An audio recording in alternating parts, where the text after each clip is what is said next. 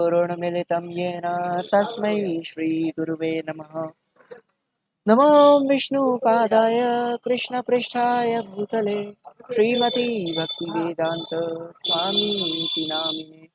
नमस्ते सरस्वती देवी गौरवाणी प्रचारिणे निर्विशेष शून्यवादी पाश्चात्यदेशतारिणे वाञ्छाकल्पतरुभ्यश्च कृपा सिन्धुएव च पतितानां पावनेभ्यो वैष्णवेभ्यो नमो नमः। हे कृष्ण करुणा सिन्धु दीनबन्धु जगत्पते गोपेश गोपिका कान्त राधा कान्त नमस्तुते। तप्त काञ्चन गौराङ्गी राधे वृन्दावनेश्वरी वृषभानुसुते देवी प्रणमामि हरिप्रिये।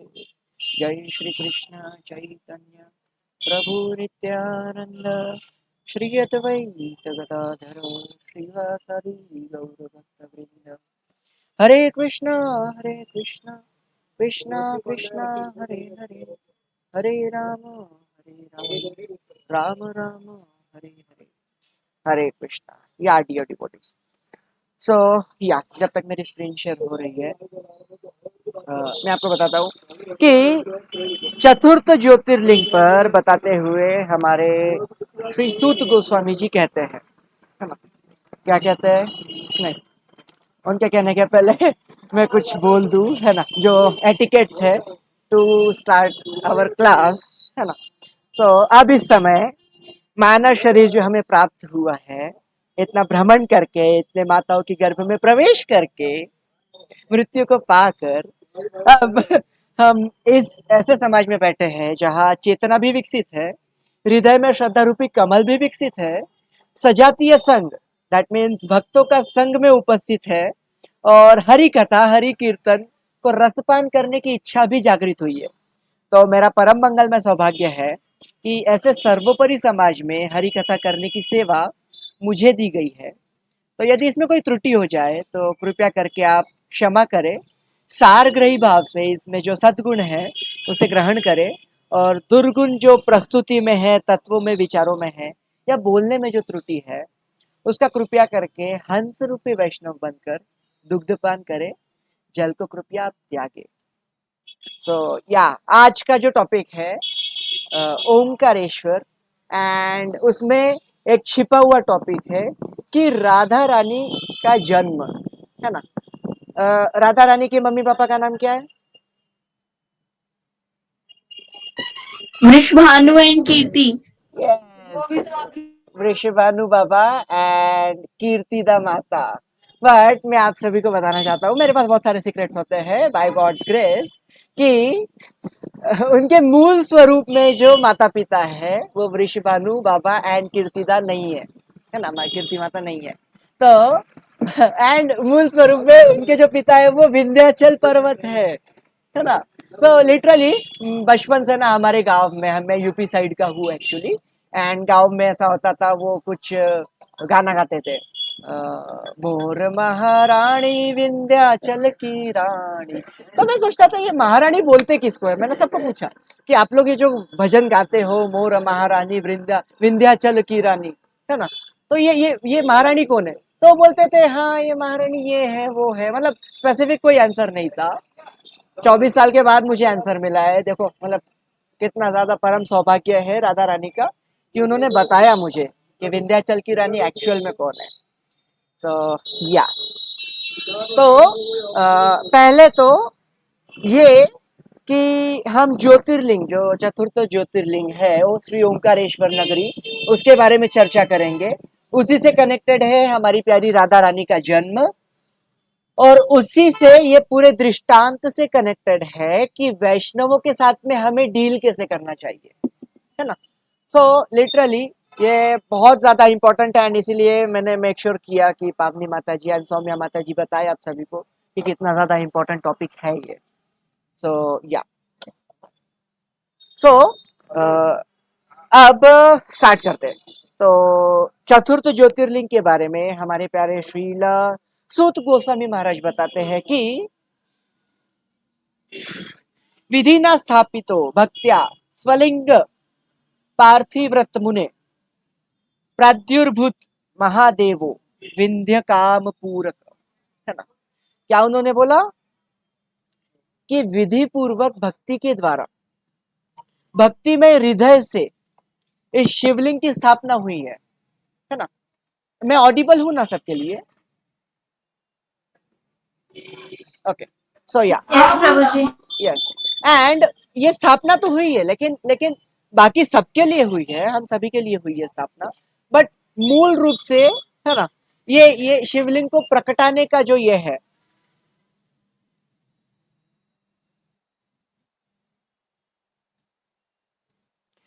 यह लिंग प्रकटा है विंध्याचल काम पूर्ति, है ना।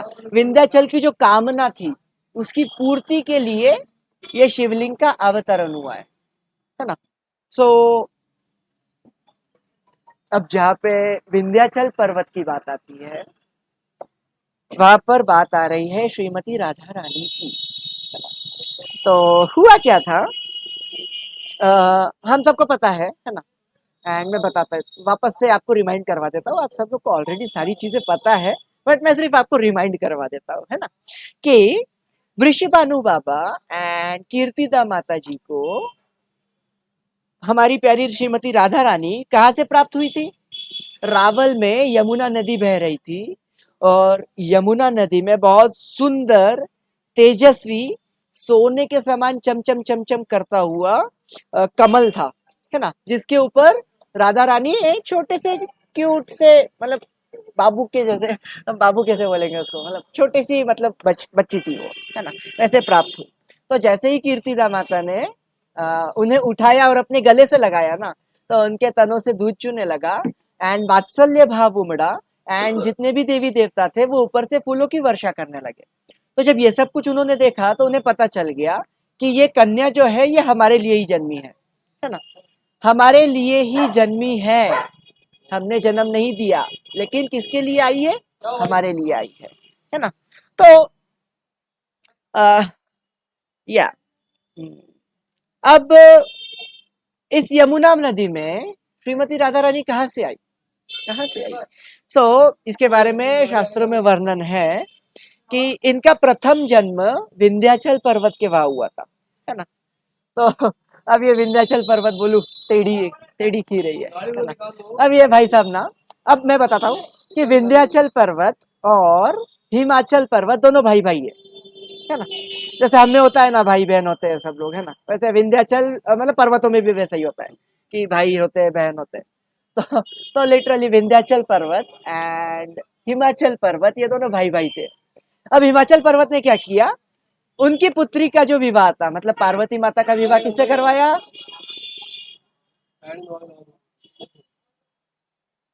पार्वती माता का विवाह किससे हुआ? शिव जी भगवान से। ये शंकर जी से, है ना। तो अब शंकर भगवान, है ना, देवों के देव महादेव, है ना, सारे देवी देवता उनके चरणों में रहते हैं, है ना, उनको नमन करते हैं। तो विंध्याचल पर्वत को ना थोड़ी सी जेलसी हुई कि मतलब उसका दामाद इतना बड़ा, हाँ? सारा देवाधिदेव महादेव इतना बड़ा, हाँ? तो उसके मन में कामना आई कि मेरे को मेरी पुत्री के लिए शिव जी से भी बड़ा दामाद चाहिए, है ना। ताकि क्या है, मतलब अगर मैं समाज में जाऊं तो लोग बोले नहीं यार भाई, विंध्याचल पर्वत ने खोज के लाया है यार, मतलब उसने चेक किया है, पूरा जांच पड़ताल किया, खोज के लेके आया, है ना। तो यस, किसी का कोई क्वेश्चन? यस माता जी। सो या अब उन्होंने क्या किया, वो कंपटीशन में उतर गए, है ना। कंपटीशन किस बात का? कि मेरे को भी शिव जी से बड़ा दामाद चाहिए। हरी बोल, क्या मेरी आवाज आ रही है? क्योंकि मेरी स्क्रीन ब्लैंक हो गई है। हाँ,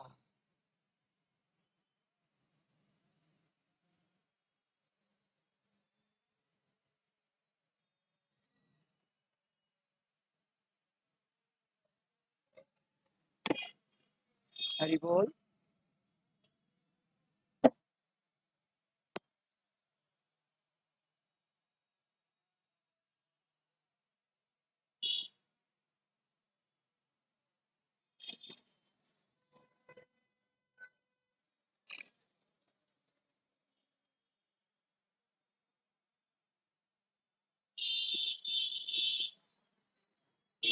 हरि बोल।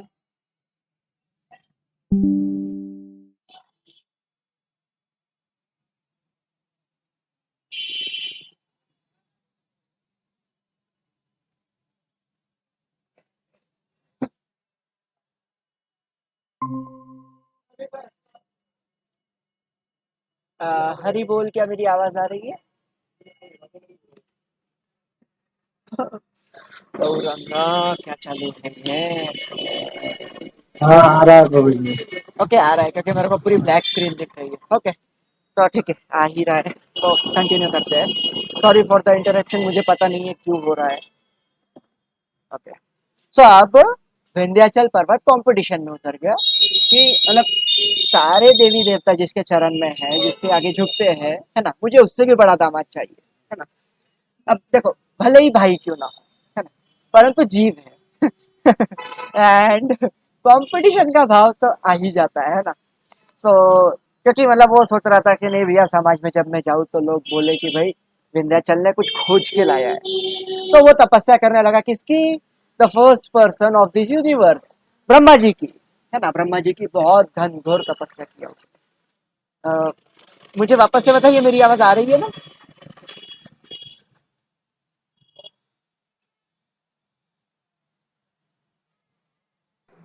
अरे कृष्ण प्रभु जी, आपका साउंड नहीं आ रहा, साइलेंट हो गया शायद। हरि बोल, आ रहा है? हाँ अब आ रहा प्रभु जी। यस प्रभु जी। ओके ओके ओके, कहाँ तक सुना आपने? हरि बोल।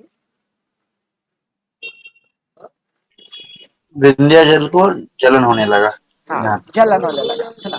तो उन्होंने तपस्या करी, first person of this universe कौन है? ब्रह्मा जी। उन्होंने ब्रह्मा जी की उपासना करी, तपस्या करी, एंड ब्रह्मा जी प्रकट हुए एंड बोले विंध्याचल, तेरे तपस्या से मैं खुश हुआ हूँ, बताओ तुमको क्या वर चाहिए, है ना। तो विंध्याचल वॉज लाइक, मेरे को सिर्फ एक ही वरदान चाहिए कि मेरा जो भाई ये हिमाचल है ना, उसका जो दामाद है देवादिदेव महादेव, मेरे को उनसे भी बड़ा दामाद चाहिए, है ना।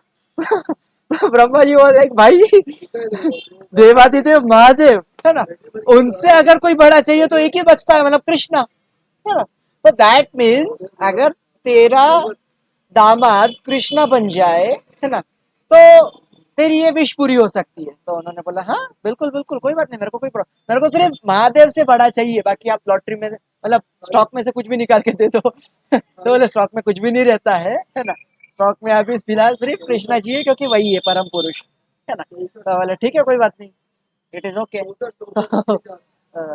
अब ना विंध्याचल के बाद 9 कन्याओं का जन्म हुआ, 9 कन्याओं का जन्म हुआ।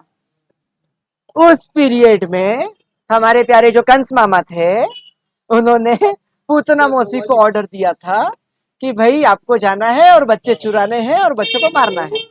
तो लिटरली मैं कभी कभी ये सोचता हूँ, है ना, मेरी जो अल्प बुद्धि है, कि ये जो बच्चे चोरी करने वाला जो गिरोह है ना, इसकी फाउंडर आचार्य हमारी प्यारी पूतना मौसी है, क्योंकि शास्त्रों में वही कर रही है ये सारे काम, बच्चों को चोरी कर दे के। तो या अब उसने क्या किया, विंध्याचल पर्वत के वहां गई एंड सबके 9 के 9 कन्याओं को चुरा लिया, है ना, चुरा लिया एंड आकाश मार्ग से जाने लगी। अब जैसे ही विंध्याचल को ये पता चला कि अरे मेरी सारी मतलब कन्याएं चोरी हो चुकी है ना। यस दुष्यंत प्रभु, आपको कुछ बोलना है?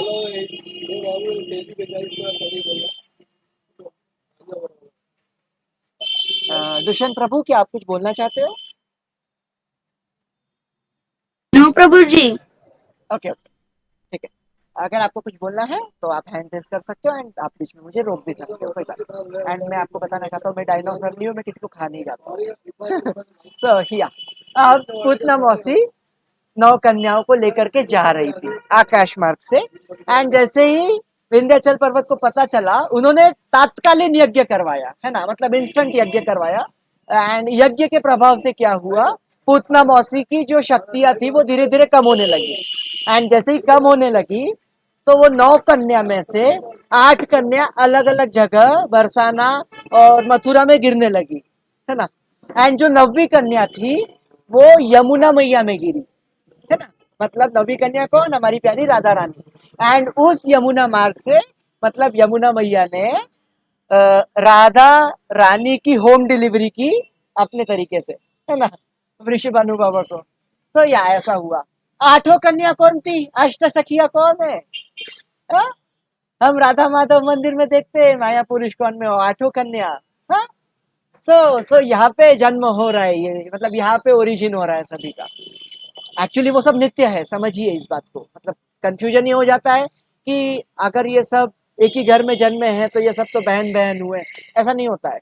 जैसे कि सूरज सुबह सुबह उगता है भारत में, है ना, और ढलता है भारत में, लेकिन जैसे ही ढलता है तो न्यूयॉर्क में वापस उगता है। दैट मीन्स एक जगह पे अगर सूरज नहीं दिख रहा है, इसका मतलब ये नहीं कि सूरज होता नहीं है। वैसे ही ये सारी लोग ना नित्य है, वो हमेशा से ही होते हैं। वो अपीयरेंस होता है उनका एंड डिसअपीयरेंस होता है।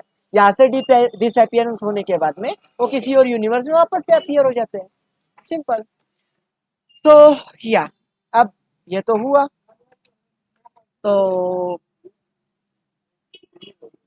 अब ये सारी चीजें हुई कि मतलब राधा रानी ऐसे जन्मी एंड वृषभानु बाबा एंड कीर्तिदा माता को मिली, है ना। सो अब ये वही विंध्याचल का ये दृष्टांत आ रहा है जिनके घर पे राधा रानी जन्मी, जिनकी वजह से ओमकारेश्वर महादेव का प्राकट्य हुआ, है ना। तो अब ये स्टोरी आती है कि भाई मतलब इतना ज्यादा इम्पोर्टेंस क्या ही है, मतलब ओमकारेश्वर का या विंध्याचल पर्वत का, है ना। तो अब समझिए, ये सब स्टार्ट होता है नारद मुनि से, है ना। हमारे प्यारे नारद मुनि, मतलब नारद मुनि तो नारद है वो तो, है ना। एंड हमें प्रसन्नता इस बात की है कि हम जिस परंपरा में है उसकी तीसरी पीढ़ी नारद मुनि है ना। कृष्णा, ब्रह्मा, नारद, एंड नारद के बाद में फिर वेद व्यास जी एंड मध्वा एंड बाकी उसके बाद में फिर आते हैं ये हमारे श्रीला प्रभुपाद जी एंड बाकी सारे आचार्य, है ना। तो हम लिटरली बहुत ज्यादा फॉर्चुनेट है कि नारद मुनि के सब संप्रदाय में हम जन्म ले रहे हैं, है ना।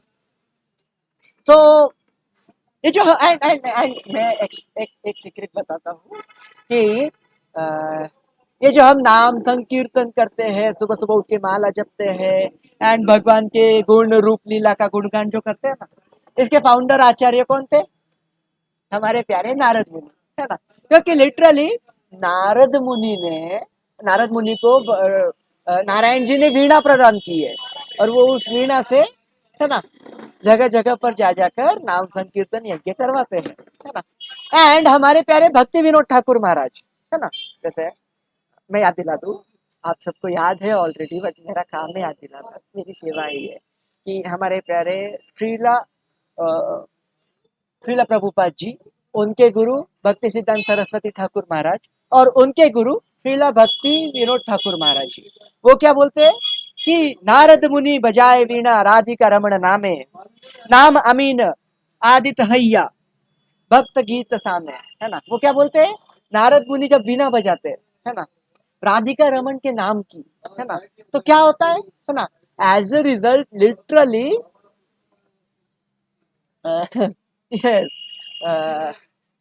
हमने ये नारद मुनि जब वीणा बजाते हैं राधिका रमन नाम से, है ना, तो क्या होता है लिटरली हमारे प्यारे भगवान जी, है ना, कृष्ण जी आके डांस करते हैं उनके नाम संकीर्तन में खुश होकर, है ना। और उसके बाद में क्या होता है, माधुरपुरी आसव पाशी बताए जग जने, है ना, मतलब मधुर संगीत गाकर में आशव पासी। अब आशव का मतलब होता है दारू, है ना, मतलब नशा करना, है ना। बट यहाँ पर नारद मुनि के संदर्भ में बताते हैं कि भगवान के नाम का जब वो नशा करते हैं एंड नशा प्रोवाइड करवाते हैं सबको, है ना। क्योंकि लिटरल आप अगर देखो इस्कॉन टेम्पल्स में भगवान जी का जब नाम संकीर्तन होता है तो कितना मदन होके सब लोग डांस करते हैं, है ना। वो क्या है? भगवान के नाम का नशा है ना। एंड लिटरली एक बार न्यूयॉर्क में प्रभुपाद जी बैठे थे एंड सबको गोलोक वृंदावन के बारे में बता रहे थे कि कृष्ण जी ऐसे है, वैसे ऐसा होता है, वैसा होता है। तो एक लिटरली मतलब वो पूरा हाई था, मतलब पूरा टुल था वो नशे में, है ना। एंड उन्होंने बोला कि अब वो तो दारू पी के बैठा था एंड वो पूछता है श्रीला प्रभुपाद जी को कि ये क्या आप गोलोक गोलोक गोलोक गोलोक बोल रहे हो, है ना। क्या है गोलोक में ऐसा?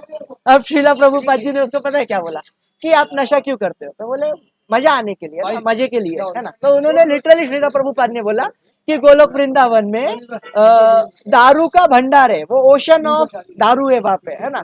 एंड लिटरली सुबह से लेकर रात तक आप जितना चाहिए पी सकते हो फ्री में। यहाँ पे तो आपको पैसे देने पड़ते हैं। तो बोले हाँ, पैसे तो देने पड़ते हैं। एंड लिटरली उसको अब दारू को, दारू वाला जो पी के टुल है उसको क्या ही बताएंगे कृष्ण जी के बारे में, गोलोक वृंदावन के बारे में, है ना। ऐसा था। तो लिटरली यहाँ पे माधुरपुरी आशव पासी माता जगत जाने, है ना। और काहेवा कांदे काहेवा नाचे काही माते मने मने, है ना। कुछ लोग डांस करते करते रोते हैं, नहीं कुछ लोग नाम संकीर्तन में रोते हैं। भैया भगवान का विरह जब पता चल जाता है कि हम भगवान से कितना ज्यादा दूर है ना। तो लिटरली कुछ लोग रोते हैं, है ना। एंड कुछ लोग नाचते हैं भगवान के नाम में। एंड कुछ लोग मन मंद मुस्काते हैं कि भाई मजा आ रहा है भाई, मतलब एटलीस्ट यही स्वर्ग है ना। तो या एंड उसके बाद में वो दृष्टांत देते हैं पंचवदन नारद धरी प्रेम रसदन रोल, है ना। पंचवदन, पंचवदन मतलब पंचमुखी शंकर भगवान, है ना। पंचमुखी बोलते हैं उन्हें।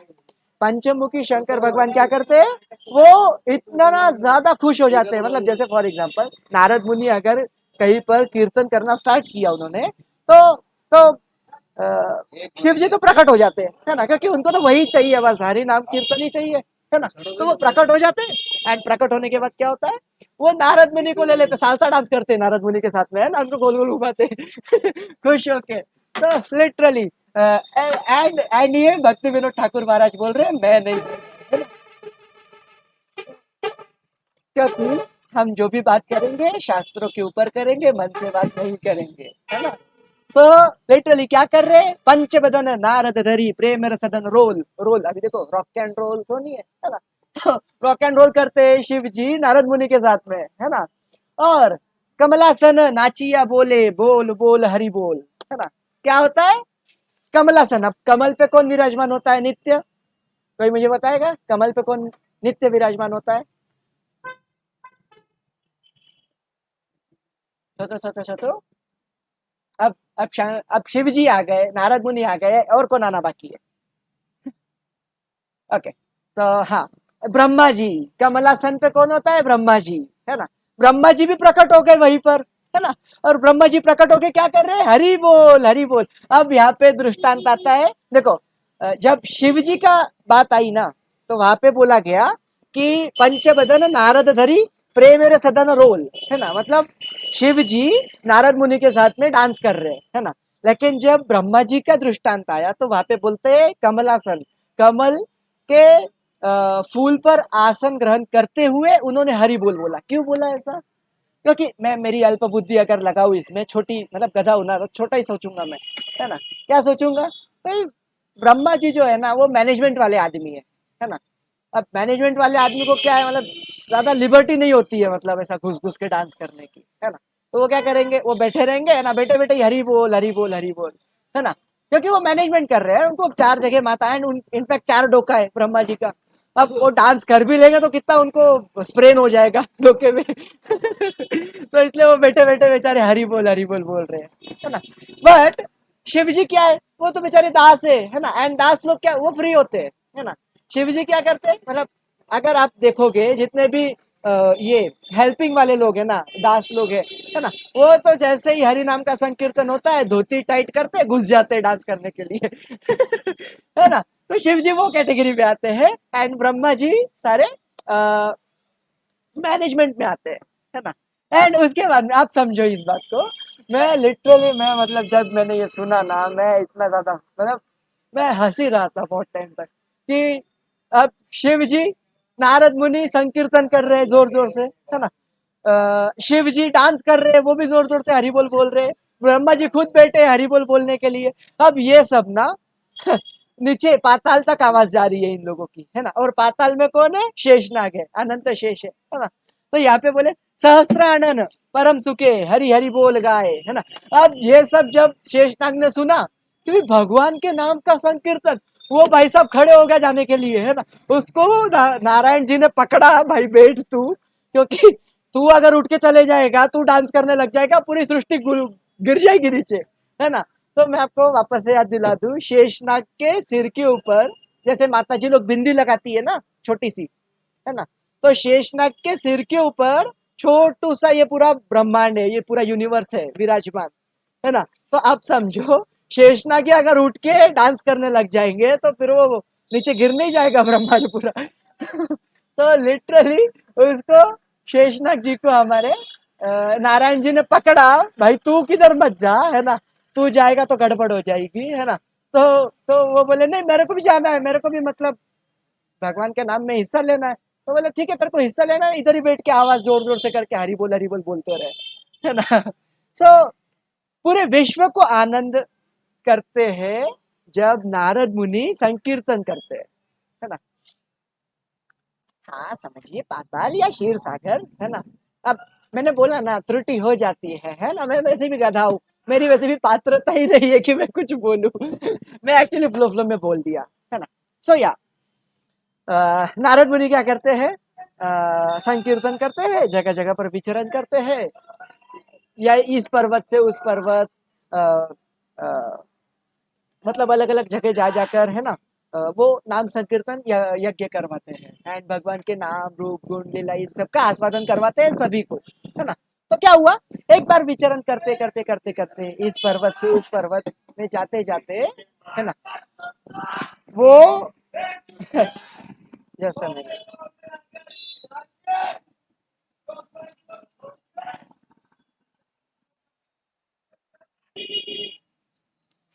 सो या नारद मुनि विचरण करते करते अंजनी पर्वत पर पहुंचे। और अंजनी पर्वत पर कौन रहते, किसका जन्म स्थल है अंजनी पर्वत,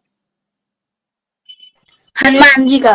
यस हमारे प्यारे हनुमान जी का, है ना। एंड उस टाइम पे वो अभी तो हमें प्यारे लगते हैं, वो तो उस टाइम पे बाल स्वरूप में थे। तो सोचो, मतलब ये दुष्यंत प्रभु दिख रहे हैं मेरे को, वो हनुमान जी छोटे से, है ना, बाल हनुमान।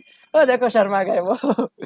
तो लिटरली वो पर्वत टू पर्वत क्रॉस करते करते अंजनी पर्वत पर पहुंचे एंड वो अपने आंखें बंद करके संकीर्तन कर रहे थे, है ना, अपनी वीणा को बजा रहे थे, है ना। एंड हनुमान जी कौन है, वानर है ना। उन्होंने देखा अरे साधु संत आ रहे, है ना, तो उन्होंने क्या किया पता है। अब इसमें से मतलब यहाँ पे लगभग 28 डिवोटीज है यहाँ पर, है ना। तो इनमें से जो भी वृंदावन गया होगा या जिसने वृंदावन के बारे में सुना होगा ना, वहाँ के वानरों के बारे में, है ना, तो उन्हें आइडिया आ गया होगा कि अगर आप मतलब रास्ते पर से जा रहे हो, अगर आपके हाथ में मोबाइल है या आपने स्पेक्स पहने हुए हैं या आपके हाथ में कुछ भी है ना, वो लिटरली आएगा चुरा के लेके चले जाएगा, है ना। फिर आपको उसको क्या देनी पड़ती है, फ्रूटी देनी पड़ती है, लिटरली फ्रूटी देनी पड़ती है। क्योंकि राम जी ने ना बहुत ज्यादा सेवा करवा दी इन लोगों से, है ना। फिर कृष्णा जी आए, कृष्णा जी तो प्रेम के सागर है ना। उन्होंने बोला आप सेवा एवा कुछ नहीं करनी, आप मेवा खाओ, है ना। अब आप वृंदावन में रहो, है ना, आपको जो चाहिए वो करो, है ना, कोई फर्क नहीं पड़ता, है ना। हाँ बट एटलीस्ट पता नहीं क्या मतलब उन वानरों का है कि वो माला जपी नहीं चुराएंगे, है ना। मैं आपको बताता हूँ, आप उनके हाथ में लेके खड़े रहो बीड बैग, है ना, वो चोरी नहीं करेंगे। मतलब लिटरली कृष्णा जी ने उनको बोला है कि भाई कलयुग के लोगों के अगर माला जपी भी चुरा लोगे तो वो मरती, वो क्या ही करेंगे। है ना। अब माला जपी भी चोरी हो गई सामने वाले की तो फिर वो क्या करेगा, वो तो मर जाएगा बेचारा। तो वो माला जपी कोई नहीं चुराता है वहां पे, है ना, बट एक्स्ट्रा चीजें चुरा लेंगे। तो अब नारद मुनि आंखें बंद करके संकीर्तन करते करते अपनी वीणा को बजा रहे थे। अब ये तो वानर की जात, उन्होंने देख लिया, है ना, एंड वो भी बाल। अब बाल हनुमान तो वैसे ही नटखट थे बहुत ज्यादा, है ना। उन्होंने क्या किया, फटाक से उड़ करके आया एंड वीणा चुरा ली, वीणा चुरा के बैठ गए एक पेड़ के ऊपर। अब जैसे ही इनकी वीणा हाथ से गायब हो गई, नारद मुनि समाधि से बाहर आए and Narad Muni was like hey वानर मेरी वीणा वापस दे। अब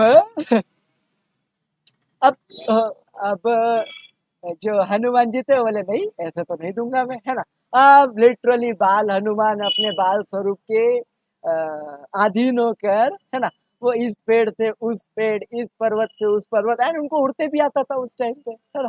तो लिटरली वो तो वायु की गति से चल रहे थे, वायुपुत्र स्वयं है ना।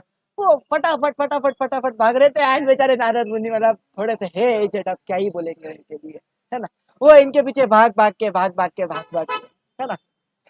तो वो पूरे पसीने से लथपथ, है ना। ए वानर मेरी वीणा दे।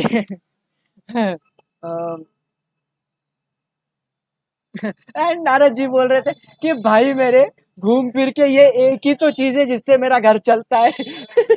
थोड़ी आवक हो जाती है ना। अब ये भी चुरा लेगा तो मेरा मेरा घर कैसे चलाऊंगा, मतलब अब क्या ही बोलेंगे, है ना। तो अब उछलते उछलते, है ना, नारद मुनि को जो हनुमान जी थे वो अपने घर लेके आए। उनका घर शास्त्रों में वर्णन है कि अंजनी गुफा जो है ना वो लगभग 100 योजन नीचे है, अंदर है ना, 100 योजन अंदर है ना। तो भाग भाग के वो अंदर चले गए, अपनी गुफा में चले गए, है ना। एंड नारद मुनि उनके पीछे पीछे गुफा में चले गए। एंड गुफा में चले गए तो क्या हुआ, उनको अंजनी माता बोली कि ये हनुमान ये क्या लेके आया है तू, है ना। अब जैसे ही अंजनी माता को देखा नारद मुनि ने, उन्होंने बोला अब अंजनी माता को जैसे ही नारद मुनि ने देखा तो बोले माता माता माता, तो आपके बच्चे ने मेरी वीणा चुरा ली, है ना। तो एंड मेरे को कितना परेशान किया है, देखो मैं पूरा पसीने से पूरा तरबतर हो चुका हूँ, मेरे को इस पर्वत से उस पर्वत, इस पेड़ से उस पेड़ में क्या ही करूँ, मतलब अब मैं, है ना, प्लीज मेरे को वीणा वापस दे दो मेरी। तो अंजनी माता चिल्लाती है बाल हनुमान को, है ना, कि हनुमान दुष्ट, इतना परेशान करता है तू, साधु संतों को इतना परेशान करता है, हाँ, उनकी वीणा चुरा लेता है, गंदा बच्चा, वापस दे वीणा को, ऐसे ही बोलते हैं। ओके सॉरी मैं, ओके। तो अब हनुमान जी तो भैया परम बुद्धिमान है, उन्होंने क्या बोला पता है, माता आप ही तो बोलती हो साधु संग करना चाहिए, संतों के साथ में कीर्तन आदि करना चाहिए, अब हम वानर है, हमारे घर पे कौन आता है, पहली बात तो आप ही सोचो, इसके पहले कोई आया है। अब ये बेचारे विचरण करते हुए दिखे, इनको घर पे बुलाना था मेरे को, तभी मैं डायरेक्ट जाऊंगा तो ये मानेंगे नहीं कि भाई हम वानर वानर के घर पे नहीं जाते। तो एक ही रास्ता था इनको वापस घर तक लाने का, कि इनकी भी ना चुरा लिया मैंने, तो मैंने भी ना चुरा ली इनकी। और देखो अब ये साक्षात अपने घर पर है, देखो साधु संत अपने घर पे आए कि आओ भगत करो। हनुमान जी ऐसा बोल रहे अपनी माता को। तो माता बोले हाँ बात तो सही है, प्रभु अगर आप आ ही गए हो तो प्लीज अभी अभी मैंने खाना बनाया, प्रसाद बनाया, प्लीज भोग ग्रहण कीजिए। नारद मुनि वाज लाइक नहीं बाबा, मैं किसी के घर पे कुछ भोजन वोजन ग्रहण नहीं करता, मेरे को बस मेरी वीणा दे दो तो मैं जाऊं, है ना। वो वो पावनी माता जी ने जो लगा रखा है ना, गुरु मिले तो बंधन छूटे, है ना। तो वैसे ही उन्होंने बोला वीणा मिले तो मेरा ये बंधन छूटे इस वानर से, है ना। तो अंजनी माता ने बोला नहीं, आप वीणा ले लो इससे, है ना, बट आपको एटलीस्ट कुछ तो खा के जाना पड़ेगा। तो बोले नहीं नहीं मैं कुछ खाऊंगा। तो बोले एटलीस्ट एक काम करो, आप ना कीर्तन कर दो, है ना। अब भाई नारद मुनि को कीर्तन का ऑफर नारद मुनि रिजेक्ट थोड़ी ना करेंगे। वो बोले हाँ ठीक है, मैं खाऊंगा तो कुछ नहीं, लेकिन मैं कीर्तन कर दूंगा, है ना। Okay okay. अब जैसे ही हनुमान जी ने ना वीणा दिया उनको वापस, तो अब ना आपको मैं आइडिया देता हूँ कि आपका मोबाइल फोन या गॉगल या स्पेक्स अगर चोरी कर लेता है ना बंदर वृंदावन में, आपको फटाफट जाके चुरा के ये फ्रूटी लेके आना है एंड उसको देना है। एंड जैसे ही आपके हाथ में वो चीज वापस आएगी ना, आपके अंदर सिर्फ एक ही चीज रहेगी, टूटा तो नहीं भाई, है ना, क्या कुछ मेरा कुछ डैमेज तो नहीं हुआ हमारा, है ना। तो वैसे ही नारद मुनि वाज लाइक, जैसे ही वीणा हाथ में आई सब चेक किया, अरे भाई भगवान ने गिफ्ट की है स्वयं, एंड वो वीणा चोरी कर लिया है बंदर ने, और बंदर के हाथ में सही सलामत जाती तो है, वापस कुछ नहीं आता है सही सलामत। So, उन्होंने देखा, सारे तार वार चेक किए, वो नट बोल्ट वो सब चेक किया, सब कुछ ठीक था, है ना, सब कुछ ठीक था। तो बोले ठीक है वीणा तो ठीक है, बट मैं वीणा नहीं बजाऊंगा, ये फिर चोरी कर लिया तो उन्होंने क्या किया, एक पत्थर पर वीणा रख दी, है ना, वहां पर। एंड उन्होंने बोला चलो एक काम करेंगे, मैं वीणा नहीं बजाऊंगा एंड मैं ऐसे ही कीर्तन करेंगे हम। तो लिटरली मैं आपको बताना चाहता हूँ, नारद मुनि ने कीर्तन स्टार्ट किया एंड साथ साथ में हनुमान जी ने भी स्टार्ट कर दिया उनके पीछे पीछे। उन दोनों का इतना घमासान कीर्तन हुआ, इतना ज्यादा डीप लेवल एक्सटेसी वाला कीर्तन था। मैं आपको बताता हूँ कि वो जो नदी बह रही थी ना, वो नदी स्तब्ध रह गई, है ना, मतलब नदी सॉलिड बन गई एंड जो सॉलिड पत्थर थे एंड आदि थी वो सारे वो पिघल गए उनके ताप की वजह से, एक्सटेसी की वजह से, है ना। तो मतलब जड़ वस्तु चेतन हो गई एंड जो चेतन वस्तु थी वो जड़ हो गई, है ना। सो अब ये लोगों ने 2 घंटे तक मस्त कीर्तन किया, है ना। और क्या मैंने जैसे कि बोला, नदी तो सॉलिड बन गई बट पत्थर लिक्विड बन गए। अब इन्होंने क्या किया था, वीणा जो थी ना पत्थर पर रखी थी, अब कीर्तन के प्रभाव से पत्थर तो पिघल गया। अब पत्थर पिघल गया तो वीणा अंदर डूब गई पत्थर के। एंड जैसे कीर्तन समाप्त हुआ सब कुछ वापस से रिसेट हो गया, मतलब नदी फिर बहने लग गई एंड पत्थर फिर सॉलिड हो गया। अब इन्होंने वीणा को देखा, वीणा तो पत्थर के अंदर फंस गई है।